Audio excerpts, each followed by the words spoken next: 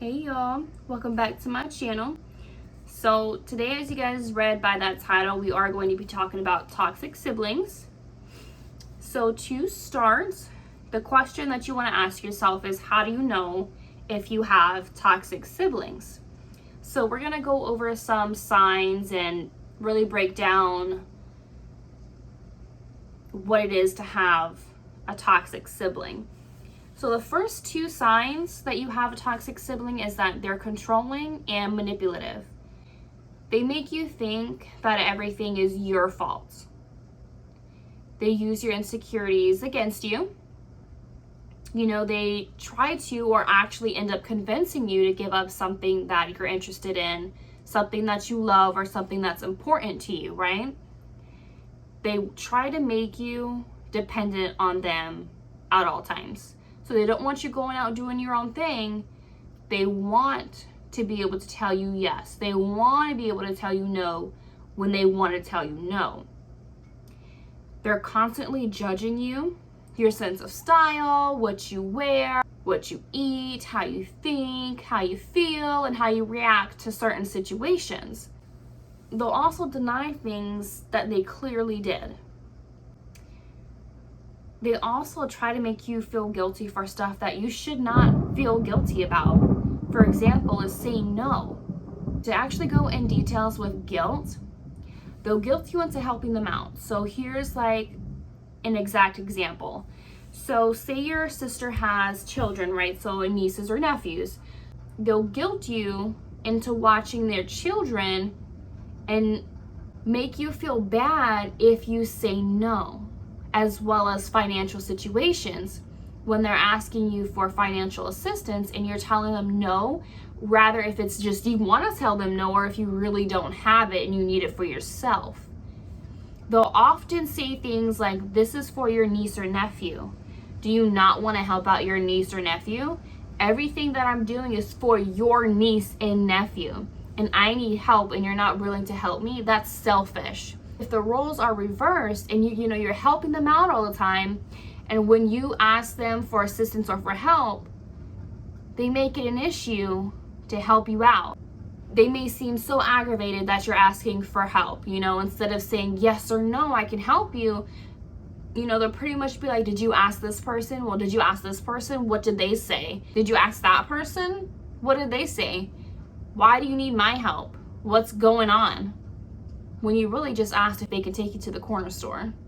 When you really just ask them a simple question, they turn it into basically like a can of worms, asking you so many questions when you really just needed a yes or a no answer, right? They make it difficult to help you out. Another thing is your sibling will often rant and rave to you about what's affecting them that day, what's going on that's making them feel upset or irritated or aggravated. They're basically asking you for your advice, right? And then once they're done ranting and raving and you actually provide feedback and you give them that advice, your opinion on what's going on, in that particular situation. If your feedback and your opinion does not go in their favor of the situation, that they're right and not wrong, they're not going to want to hear it anymore. They'll pretty much just shut you down and dismiss whatever you're saying. They'll try to flip this switch and try to flip the scenario. And also being controlling or manipulative, they'll only do what they want to do when they want to do it and how they want to do it.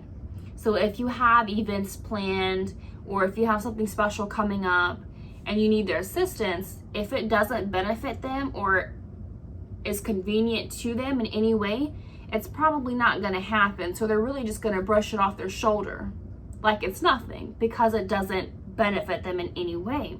So they don't really see a point in doing it, attending, or helping.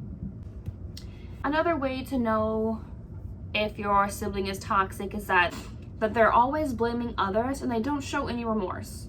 So to break that down, they blame others even when they did something wrong, even when they're at fault. So they never sincerely apologize even when they're at fault. Instead, they say phrases like, oh, I'm sorry you feel that way. Well, I'm sorry you took it that way. Oh, well, I'm sorry you're thinking of it that way, but that's not what I meant. So they kind of have that passive aggressive vibe. Like they're flipping the switch to make you feel like you're wrong for feeling, thinking, or taking it that way, when really they're not even trying to explain. You know, so they'll never try to see the situation from your point of view. They'll always just listen to respond and not listen to understand. Instead of, they'll be like, well, okay, so you're saying that I did this, but you did this, and you did this, this, and this, this, and this. You see what I'm saying? Like they'll flip the switch to make you feel like you're doing something wrong. They don't take responsibility for their own actions, even when it causes conflict. So they won't feel at fault if somebody else is wrong as well. So in that situation, they'll pretty much shift the attention and the blame to the other person that also has wrongdoings as well in that particular situation. So they won't have to face their own wrongdoings, right? So they'll pretty much make you have to face yours while they're sitting in the background with no weight on their shoulders, because now everything's about you and what you did.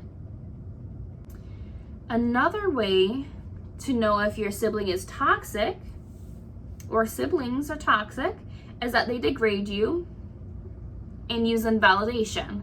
So actually, when you go in details with that, they'll treat you with disrespect. They'll normally speak to you with a negative or sarcastic tone. They'll talk down on you. They'll try to distinguish an insult by saying they're just brutally honest, when obviously that's not the case. They'll try to lower your self-esteem as an act of jealousy. They'll deny, reject, and dismiss your feelings, denying that you actually feel this way. Okay, whatever, you're saying that you feel this way, but that's not true, when it actually is. So they act as if one's feelings or experiences are inaccurate or unacceptable, right? So you're lying, or you didn't actually do this, type of thing. The phrases that they use after doing you wrong is, it could have been worse. I could have done this, but instead I did this. Well, at least it's not that. You see what I'm saying? They'll actually try to humiliate you in front of others, mainly a group or a gathering or like a special event. They'll try to humiliate you in front of everybody, which is as an act of belittling you and degrading, right? So those are some things that you actually have to look out for. Another sign that your sibling may be toxic is that they actually neglect you and cause conflict.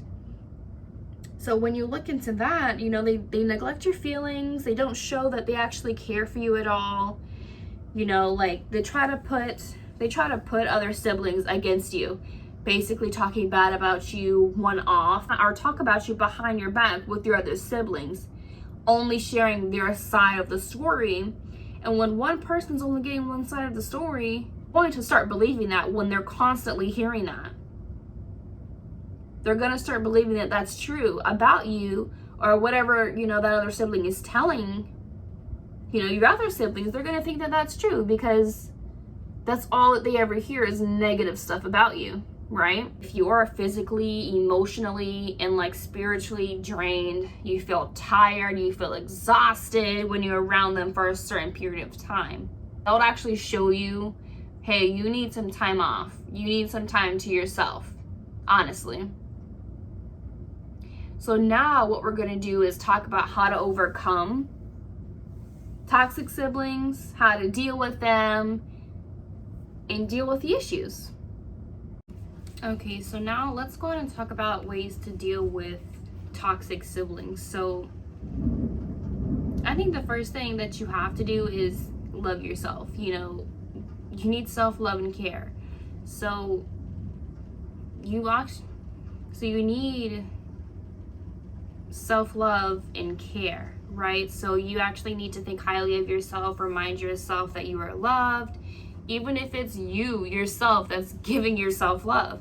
You know, you have to have self-love, you know, love your body, be confident. The more confident you are, the less you care or give a shit about what's said about you behind your back, right? Or behind closed doors. You absolutely have to trust yourself, trust the process in bettering yourself, right? You want to do self-love things like relaxing or like, physical activities. So you want to go shopping, you want to go eat, you want to get your toes or your nails done. If you want to go relax at the pool or the beach, girl, go do that. If you want to go get a massage, if you want to just listen to music, or if it's just taking a shower, just chill out, take some time for yourself, love yourself, do things that make you happy, and what everybody else got to say. You know what I'm saying? Like, who cares, right? At this point. Another thing that you can do is actually try to talk to your siblings about it, about the situation, how you feel, and how you feel that your relationship with them can be better. So you want to try to have an actual sit-down conversation without any interruptions, name calling, or any of that kind of stuff. You would want to start the conversation off as I feel, not putting blame towards another person, but expressing your feelings in a nice way, you know what I'm saying? So honestly, some siblings don't even know about their toxic ways or toxic traits or whatever, and that they're actually being mean to you and hurting you. So if you actually express that stuff to them and they're actually responsive to it, then that's a relationship that you can actually fix. But if you've brought it to their attention multiple times and they just don't see issues, that they don't see their wrongdoings or anything like that, they need to speak up about it, really. If they don't see anything wrong with that situation, anything that they're doing, they may try to turn it back on you to say that you're just overly sensitive. So if that's the case, then you really do need to set some boundaries. And with setting boundaries, let them know topics, conversations that you will have with them, that you will discuss, and then conversations and topics that you won't discuss, right? So definitely speak up to them, put them in their place, let them know that you will and will not tolerate. Let them know they can't talk to you any type of way that they want to, right? Because you're still a person, you're a human being, so have some respect, right?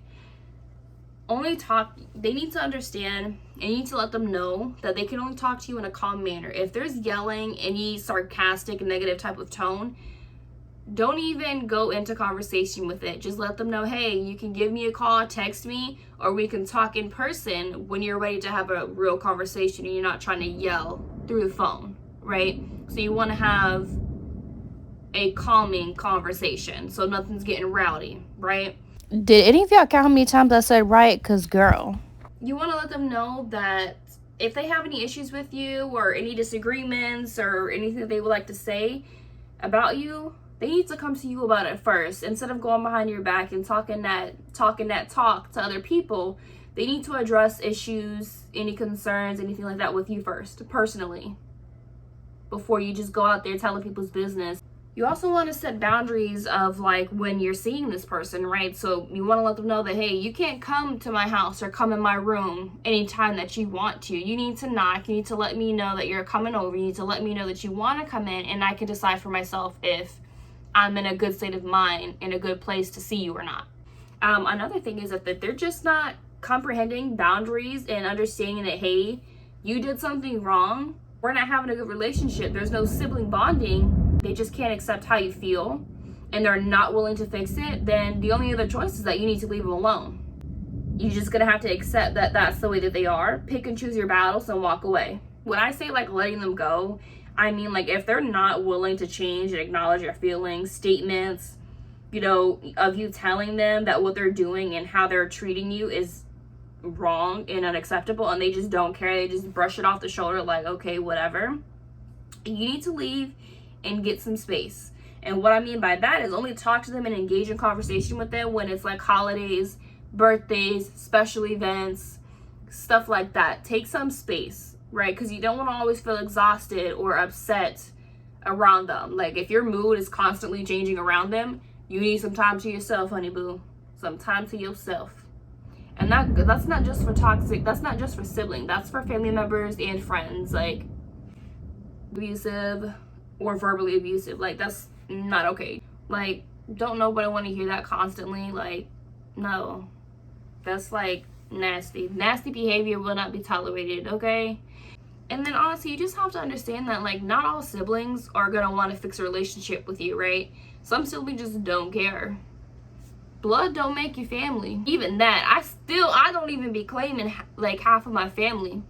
They be like, oh, you're people this, I'm not related to them. That's simple. No, I don't know them. You see what I'm saying? Like, I had so many situations where somebody's like, oh, so-and-so. Like, no, I don't know them. Aren't you related to? No. That's not my family. You see what I'm saying? Like, you gotta pick and choose who's a part of your family, because it could be a friend that's acting more of, you know, a sister or a brother to you than your actual sibling is, right? So you want to put people in your corner, in your circle, who's uplifting you, building your spirits emotionally, all that kind of stuff. Your mentality is what you need to focus on first. Focus on yourself, help yourself out, be the main focus in your life, and then you can decide when it's time to, you know, reach out and help others when need be, right? And another thing that I do want to say is, like, just because your sibling doesn't like somebody, that does not mean that you have to dislike that person too, right? Because situations are different. It could be the fact that your sibling and this one person don't get along because of your sister's wrongdoing, right? But then again, that also ties into manipulation. You have to actually see a situation for yourself. Like, there's a difference between manipulation and letting you know, hey, this person's slimy. They don't have good intentions. They have a negative, their intentions with you are negative. They don't want to see you succeed. There's a difference between that, and then there's a difference between, hey, I don't like this person, just don't fuck with them because I don't fuck with them. That's not it. Because it all depends on the situation. Like, if somebody's like generally nasty and a disgusting person, then I'm pretty sure you can tell. Or sometimes you just have to see it for yourself. Moral of the story, do what makes you happy. Release negative people when it's time to release the mofos. Don't let them mess up your positive bubble. Leave this space for you, yourself. Imagination looking at. Okay. So that concludes this video on toxic siblings and how to deal with it.